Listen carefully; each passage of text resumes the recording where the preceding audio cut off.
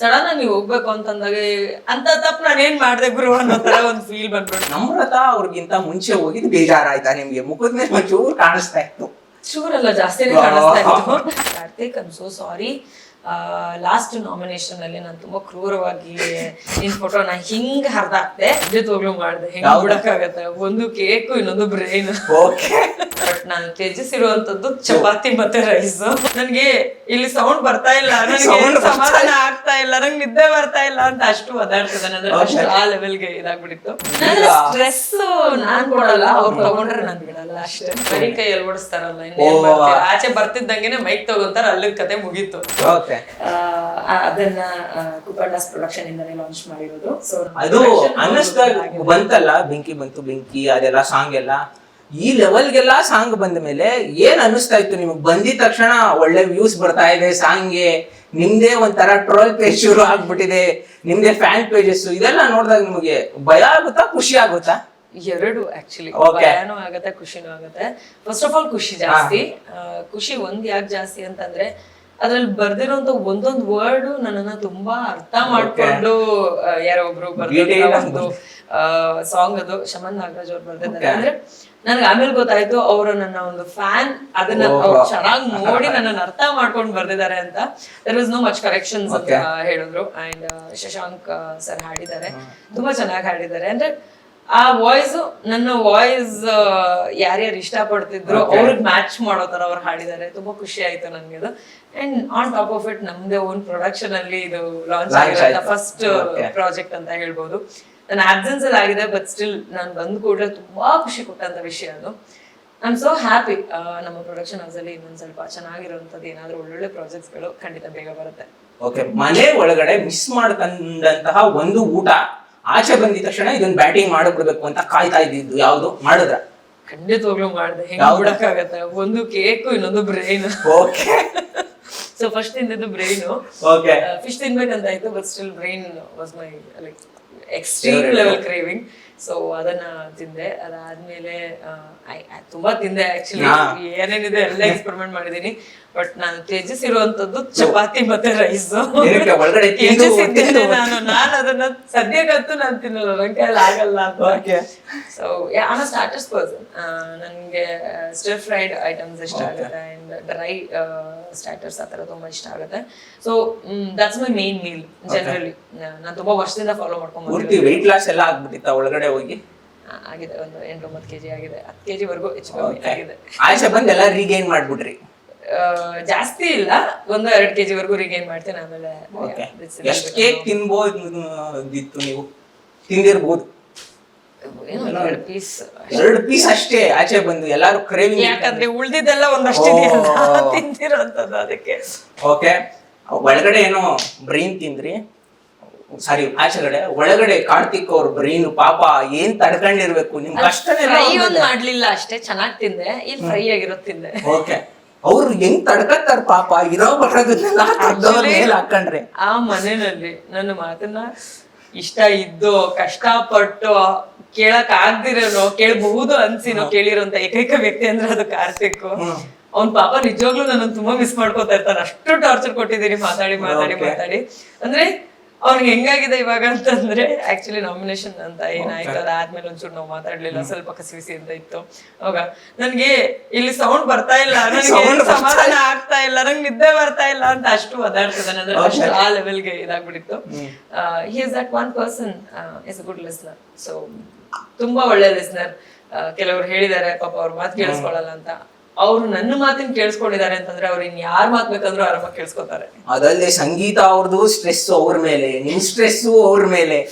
ನನ್ನ ಸ್ಟ್ರೆಸ್ ನಾನ್ ಕೊಡಲ್ಲ, ಅವ್ರು ತಗೊಂಡ್ರೆ ನಾನ್ ಬಿಡಲ್ಲ ಅಷ್ಟೇ. ಅವ್ರು ತಡ್ಕೊಳಕ್ಕಾಗದೆ ನೊಂದವರ ಸಂಘ ಸೇರ್ಬಿಟ್ಟಿದ್ದಾರೆ. ಆ ಸಂಘ ಅಲ್ಲೋದ್ರೆ ನೀನ್ ಅವ್ರ ಸ್ಟ್ರೆಸ್ ತಗೊಂಡೆ, ಇವ್ರ ಸ್ಟ್ರೆಸ್ ತಗೊಂಡೆ, ಇನ್ನೂ ಸ್ಟ್ರೆಸ್ ಆಗ್ತಾರೆ ಅವರು. ಓಕೆ, ನಿಮ್ಗೆ ಕಲೆಕ್ಟ್ ಮಾಡೋದು ಐಟಮ್ಸ್ ಇಷ್ಟನಾ? ಲೈಕ್ ಬಿಗ್ ಬಾಸ್ ಹೋದಾಗ ಏನಾದ್ರು ತಗೊಂಡ್ ಬಂದ್ರೆ ಐಟಮ್ ನ ಮನೆಯಿಂದ ಆಚೆಗೆ? ಒಂದಷ್ಟು ಕಲೆಕ್ಷನ್ ನನ್ನ ಮೇಕಪ್ ಕಿಟ್ ಅಲ್ಲಿ ಇತ್ತು, ಅದಕ್ಕೆ ನನ್ಗೆ ಅಷ್ಟೊಂದು ಸೆಂಟಿಮೆಂಟ್ ಮೇಲೆ. ನಾನು ಪಡ್ಕೊಂಡಂತಹ ಉತ್ತಮ ಪದಕ, ಮೊದಲನೇ ವಾರದಲ್ಲಿ ಪಡ್ಕೊಂಡಂತಹ ಉತ್ತಮ ಪದಕ ಅದು ಅದ್ರಲ್ಲಿ ಇಡ್ತಾ ಇದ್ದೆ. ಅಮ್ಮನ ಲೆಟರ್ ಬಂದಿತ್ತಲ್ಲ, ಅದು ಸುದೀಪ್ ಸರ್ ಒಂದು ಗಿಫ್ಟ್ ಕೊಟ್ಟಿದ್ರು ನಮ್ಗೆ, ಆಕ್ಸೆಸರೀಸ್ ಅದು. ಅದಾದ್ಮೇಲೆ ಒಂದೆರಡು ಮೂರು ಜಿಯೋ ಟಾಸ್ಕ್ ನಾನು ಗೆದ್ದಿದ್ದೆ. ಸೊ ಅದ್ರದ್ದೊಂದು ಮೆಮೊ ಬರುತ್ತೆ, ನೀವು ಗೆದ್ದಿದ್ದೀರಾ ಅದನ್ನ ಎತ್ತಿಟ್ಕೊಂಡಿದೀನಿ. ಅದಲ್ಲದೆ ಎಸ್ ಕಾಫಿ ಮಗ್ ಮತ್ತೆ ಬಾಟಲ್ ಕೇಳಿದೀನಿ, ಅದನ್ನ ರೀಚ್ ಆಗಿಲ್ಲ ಅದೊಂದು. ಅದಲ್ಲದೆ ಒಂದಷ್ಟು ಒಳ್ಳೆ ಮೆಮೊರೀಸ್ ಕ್ಯಾರಿ ಮಾಡಿದ್ದೀನಿ. ಏನು ಎತ್ಕೊಂಡ್ ಬರಕ್ ಆಗಲ್ವಾ? ಹಂಗೆ ಒಂದ್ ಮಗ್ ತಗೊಂಡು ಬ್ಯಾಗಲ್ಲಿ ಹಾಕೊಂಡ್ ಬಂದ್ಬಿಡೋದು ಹಂಗೆ ಬರೀ ಕೈಯಲ್ಲಿ ಓಡಿಸ್ತಾರಲ್ಲ, ಆಚೆ ಬರ್ತಿದ್ದಂಗೆನೆ ಮೈಕ್ ತಗೊಂತಾರ, ಅಲ್ಲಿ ಕತೆ ಮುಗೀತು. ಹೌದು, ನಿಮ್ದು ಕಣ್ಣೀರ ಧಾರೆ ನೋಡಿ ಎಲ್ಲಾರು ಬೇಜಾರಾಗ್ಬಿಟ್ರು. ವಸಿನ ಏನಕ್ಕೆ ಬಿಗ್ ಬಾಸ್ ಅಂತ ಎಲ್ಲಾರು ಅಳ್ತಾ ಇದ್ರಿ ನೀವು, ಏನು ಅಷ್ಟೊಂದು ಎಮೋಷನಲ್ ಆಗ್ಬಿಟ್ರಲ್ಲ.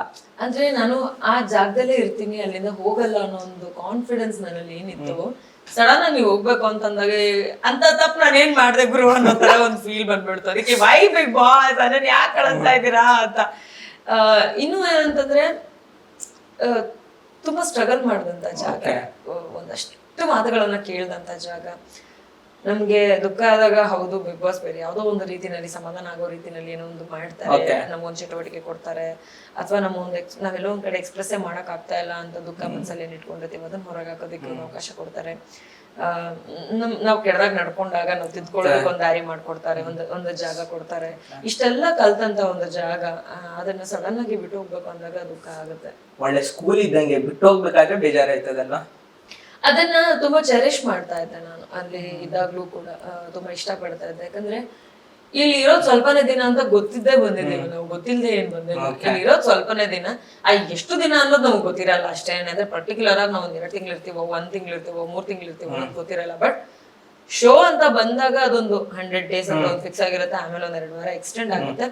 ಇಟ್ಸ್ ಲೈಕ್ ಒಂದು ಮಿನಿಮಲ್ ಕ್ಯಾಲ್ಕುಲೇಷನ್ ಇರುತ್ತಲ್ವ ಮೈಂಡ್ ಅಲ್ಲಿ. ಬಟ್ ಆಗಿದ್ದಾಗ ನಾವ್ ಅದನ್ನ ತುಂಬಾ ಎಂಜಾಯ್ ಮಾಡ್ಬೇಕು, ಅದನ್ನ ಮೆಮೊರಬಲ್ ಆಗಿ ಮಾಡ್ಕೋಬೇಕು. ನಮ್ ಲೈಫ್ ನಲ್ಲಿ ಮರೆಯಕ್ ಆಗಲ್ಲ ಅನ್ನೋಂತ ಒಂದು ಸನ್ನಿವೇಶಗಳನ್ನ ನಾವಲ್ಲಿ ಕ್ರಿಯೇಟ್ ಮಾಡ್ಕೋಬೇಕು. ಆಗತ್ತೆ, ತಂತಾನೆ ಆಗತ್ತೆ, ನಾವೇನ್ ಮಾಡ್ಬೇಕಾಗಿಲ್ಲ, ತಂತಾನೆ ಆಗುತ್ತೆ. ಸೊ ಅದನ್ನ ನಾವು ವಾಪಸ್ ಎತ್ಕೊಂಡು ಹೋಗ್ಬೇಕಾದ್ರೆ ಇನ್ನೊಂದ್ 2 ವಾರದ ನಾನು ಮಿಸ್ ಮಾಡ್ಕೊಂಡೇನೋ, 1.5 ವಾರದ ನಾನು ಮಿಸ್ ಮಾಡ್ಕೊಂಡೇನೋ ಅನ್ನೋ ಒಂದು ಫೀಲ್ ನನಗೆ ಖಂಡಿತವಾಗ್ಲೂ ಇತ್ತು. ಅಲ್ಲದೆ ಗಿಂತ ಸ್ವಲ್ಪ ಸ್ಟ್ರಾಂಗ್ ಇದೀನಿ ಅನ್ನೋ ಒಂದು ಫೀಲ್ ಇದ್ದಿದ್ರಿಂದ ಪ್ರಾಬಬ್ಲಿ ನನಗೆ ಬಿಟ್ಟು ಹೋಗೋದು ಅಷ್ಟು ಸುಲಭ ಅಂತ ಅನ್ಸ್ಲಿಲ್ಲ. ಫಾರ್ ಎಕ್ಸಾಂಪಲ್ ಕ್ರೇಜ್ ಜಾಸ್ತಿನೇ ಇತ್ತು, ನಿಮ್ಗೂ ಏನ್ ಕಮ್ಮಿ ಇರಲಿಲ್ಲ. ಆದರೆ ವಾಕ್ಸ್ವಾಪ್ ನಾವು ಹೋಗ್ತಾ ಇರ್ತೀರಿ, ಯಾರ್ ಗೆಲ್ಬೋದು ಪದೇ ಪದೇ ಕೇಳಿದ್ದು ತಮ್ಮ ಹೆಸರು. ಆದರೆ ನಮ್ರತಾ ಅವ್ರಿಗಿಂತ ಮುಂಚೆ ಹೋಗಿದ್ದು ಬೇಜಾರಾಯ್ತಾ ನಿಮ್ಗೆ? ಮುಖದ ಮೇಲೆ ಒಂಚೂರು ಕಾಣಿಸ್ತಾ ಇತ್ತು. ಚೂರಲ್ಲ, ಜಾಸ್ತಿನೇ ಕಾಣಿಸ್ತಾ ಇತ್ತು. ಇಟ್ಸ್ ನಾಟ್ ಜಸ್ಟ್ ನಮ್ರತಾ, ಒಂದ್ 2-3 ಜನನ ನಾನು ತಲೆಯಲ್ಲಿ ಇಟ್ಕೊಂಡಿದ್ದೆ. ಅವ್ರಿಗಿಂತ ನಾನು ಬೆಟರ್ ಆಗಿ ಮಾಡಿ ಕೂಡ ಒಬ್ಬೊಬ್ರೆ ಬರ್ತಾ ಇದಾರೆ, ಗೊತ್ತಾಗುತ್ತೆ, ಯಾರ್ ತಲೆ ಕೆಡಿಸ್ಕೊತೀರಾ. ಸೊ ಅಂದ್ರೆ ಅವ್ರಿಗಿಂತ ಕಂಪ್ಯಾರಿಸನ್ ಅಂತ ಬಂದಾಗ ಪ್ರತಿ ಸಲ ಆಗೋದು, ನನ್ಗೂ ನಮ್ರತಂಗೂ ಕಂಪ್ಯಾರಿಸನ್ ಬಿಗ್ ಬಾಸ್ ಕೇಳಿದಾಗ್ಲೂ ಆಗೋದು, ನಮ್ಗೆ ಆಗೋದು. ಅತಿ ಹೆಚ್ಚು ಜಗಳ ಮಾಡಿದಂತವ್ರು ನಾಳೆ. ಸೊ ಕ್ಯಾಟ್ ಫೈಟ್ ಅಂತ ಒಂದಾಗಿದ್ರೆ ಅದು ನನ್ಗೂ ನಮ್ರತಂಗೇನೆ ಆಗಿರೋದು. But we understood each other better later on. ಹಂಗ್ ನೋಡಿದಾಗ 1-2-3 ಜನಕ್ಕಿಂತ ಮುಂಚೆ ಅಂದ್ರೆ ಟಫ್ ಅಂತ ಬಂದಾಗ ಹೌದು ಕಾಂಪಿಟೇಷನ್ ಇರಬಹುದೇನೋ ಅಂತ ಇನ್ನೊಬ್ರಿಗೆ ಅನ್ಕೋಬಹುದು ಅನ್ನೋಂಥವ್ರನ್ನ ಬಿಟ್ಟು ಇನ್ ಉಳ್ದಿದ್ 3 ಜನ ಏನಿದ್ರು ಆವಾಗ ಲೈಕ್ ಇವ್ರಿಗಿಂತ ಮುಂಚೆ ಹೋಗೋಷ್ಟು ನಾನ್ ತಪ್ಪು ಮಾಡ್ಲಿಲ್ವೇ, ಇಷ್ಟ ಕಡಿಮೆ ನಾನ್ ಕಾಂಟ್ರಿಬ್ಯೂಟ್ ಮಾಡ್ಲಿಲ್ವೇ ಅನ್ನೋದೊಂದು ಮನ್ಸಲ್ಲಿತ್ತು. ನಾವ್ ಅನ್ಕೊಳ್ಳೋದೆಲ್ಲ ಸರಿನೇ ಇರ್ಬೇಕು ಅಂತ ಏನಿಲ್ಲ. ನಾವ್ ಒಂಥರ ಅನ್ಕೋತೀವಿ, ಜನ ಒಂಥರ ನೋಡ್ತಿರ್ತಾರೆ. ವೋಟಿಂಗ್ ಅಂತ ಬಂದಾಗ ಮ್ಯಾಟರ್ ಆಗುತ್ತೆ. So it just happens. Okay, ಅಲ್ಲಿ ನೀವು ಬೆಸ್ಟ್ ಫ್ರೆಂಡ್ ಯಾರು ಅನ್ನಿಸ್ತಾರೆ? ಹೋದಾಗ್ಲಿಂದ ಇವಾಗ್ಲೂ ತನಕ ಇವ್ರು ನನ್ನ ಫ್ರೆಂಡ್ ಅಪ್ಪ, ಆಚೆ ಬಂದ್ಮೇಲೂ ಆರಾಮಾಗಿ ಕೂತ್ಕೊಂಡು ಮಾತಾಡ್ತೀವಿ, ಗೋಬಿ ಮಂಚೂರಿ ತಿನ್ಕೊಂಡು ಹಳೆ ನೆನ್ಪುಗಳಿಗೆಲ್ಲ ಕಲೆ ಹಾಕ್ತಿವಿ ಅನ್ನೋರು ಯಾರು? Karthik is my best friend. Varthur is my good friend. I'm not saying that Varthur ನನ್ನ ಟಚ್ ಅಲ್ಲಿ ಇರೋಲ್ಲ. ನಾನು ಟಚ್ ಅಲ್ಲೇ ಇರ್ತೀನಿ, ಡೆಫಿನೆಟ್ಲಿ ನಮ್ಮ ಫ್ರೆಂಡ್ಶಿಪ್ ಮುಂದುವರಿಯುತ್ತೆ. ಬಟ್ ಕಾರ್ತಿಕ್ ಲೆವೆಲ್ ಅಂಡರ್ಸ್ಟ್ಯಾಂಡಿಂಗ್ ಅವ್ರಿಗಿಲ್ಲ. ಓಕೆ, ಇವಾಗ ಅಲ್ಲಿ ಹತ್ತಿರ್ತೀರಾ, ನಚ್ಚಿರ್ತೀರಾ, ಒಂದೊಂದ್ಸರಿ ಕೋಪ ಮಾಡ್ಕೊಂಡಿರ್ತೀರಾ.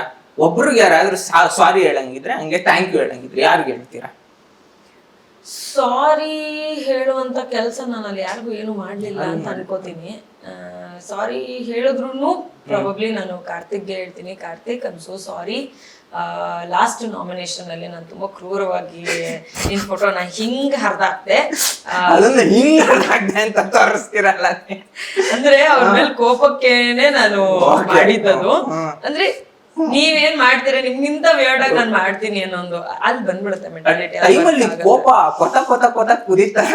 ಅಂದ್ರೆ ಇಟ್ಸ್ ಲೈಕ್ ನಾನು ಮಾಡಿರೋ ತಪ್ಪಿಗೆ ನೀನ್ ನನ್ನ ಪಾಯಿಂಟ್ ಔಟ್ ಮಾಡಿದೆ, ನೀನ್ ಮಾಡಿರೋ ತಪ್ಪಿಗೆ ನಾನು ಪಾಯಿಂಟ್ ಔಟ್ ಮಾಡ್ತಿದೀನಿ ಅನ್ನೋ ತರದಲ್ಲಿ ತೋರಿಸಿರೋ ಕೋಪಕ್ಕೆ ಸ್ಕ್ರೀನ್ ಇಂದ ಆಚೆ ಬಂದು ಇಲ್ಲೊಂದು ಐಸ್ ಕ್ಯೂಬ್ ಮೆಲ್ಟ್ ಆಗು ಮೇಡಮ್. ಅಷ್ಟು ಸಿಟ್ಟು, ಹೆಂಗೆ ಅಷ್ಟೊಂದು ಸಿಟ್ಟು ಅಂತ ನಿಮ್ಗೆ? ನನ್ಗೆ ಆಕ್ಚುಲಿ ತುಂಬಾ ಕೋಪ ಬರ್ತಾ ಇತ್ತು. ಒಂದು 4 ವರ್ಷದ ಹಿಂದೆಯಿಂದ ನಾನು ಸ್ವಲ್ಪ ಪೇಷನ್ಸ್ ಅನ್ನೋದನ್ನ ತುಂಬಾ ಚೆನ್ನಾಗಿ ಕಲ್ತಿದ್ದೀನಿ. ಸೊ ಮನೆ ಒಳಗಡೆ ಹೋದ್ಮೇಲೆ ನಾನು patience I lost actually. But ಆಚೆ ಬಂದ್ಮೇಲೆ ಗೊತ್ತಾಯ್ತು ಅದೇ ಜಾಸ್ತಿ ಪೇಷನ್ಸ್ ಅಂತ ಎಲ್ರಿಗೂ ಅನಿಸ್ತಾ ಇದೆ ಅಂತ. ಸೊ ಅಂದ್ರೆ ಅದಕ್ಕಿಂತ ಹೆಚ್ಚು ಪೇಷನ್ಸ್ ನನಗಿದೆ ಕಂಪ್ಯಾರಿಟಿವ್ಲಿ. ಆ ಬಿಗ್ ಬಾಸ್ ಮನೆಯಲ್ಲಿ ನಾನು ಏನೋ ಪೇಷನ್ಸ್ ಬೇಗ ಟೆಂಪರ್ ಲೂಸ್ ಮಾಡ್ಕೊಳ್ತಾ ಇದ್ದೆ ಅಥವಾ ಆ ಪೇಷನ್ಸ್ ಏನ್ ಕಳ್ಕೊತಾ ಇದ್ದೆ, ಅದಕ್ಕಿಂತ ಹೆಚ್ಚು ಪೇಷನ್ಸ್ ಇದೆ ನನಗೆ.